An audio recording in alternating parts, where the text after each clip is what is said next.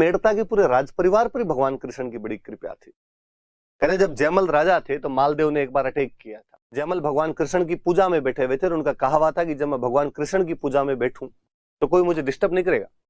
अचानक मालदेव की सेना जब आती हुई दिखाई दी, सेनापति भागकर राजभवन में आया और जयमल को समाचार देने जाने लगा और गेट कीपर ने कहा कि महाराज इस समय भगवान कृष्ण की पूजा के अंदर डिस्टर्ब नहीं कर सकते आप। सेनापति ने जयमल की माता से कहा कि माते, जयमल को जाकर कहो कि आक्रमण हो गया है, मेड़ता को घेरने वाला है मालदेव, क्या किया जाना चाहिए। मां ने जाके जब जयमल को बात बताई तो जयमल ने हाथ के इशारे से कहा कि सेनापति को कहो कि युद्ध में जाए, मैं पीछे पीछे आ रहा हूं। जयमल की माता ने सेनापति को बात की, सेनापति अपनी सेना लेकर गए, युद्ध किया और मालदेव की सेना को भगा देते हैं वहां से। मालदेव किसी युद्ध में प्रत्यक्ष गया था और हार के आया था तो मेड़ता के खिलाफ युद्ध है, बाकी मालदेव गया था जिस युद्ध में उसमें तो जीत ही गया वो। जयमल पूजा खत्म करके बाहर निकले, सेना की नारेबाजी देखकर उन्होंने पूछा क्या हुआ।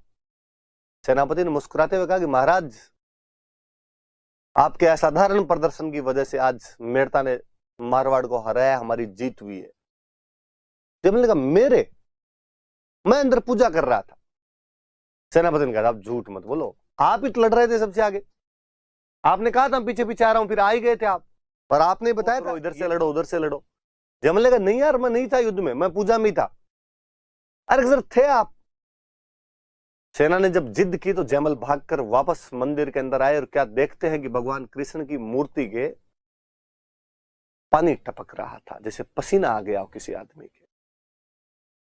कहानियां यह भी कहती है कि भगवान कृष्ण की उस मूर्ति के दोनों कानों में कुंडल पहने हुए थे, लेकिन अब उस मूर्ति का एक कुंडल गायब था।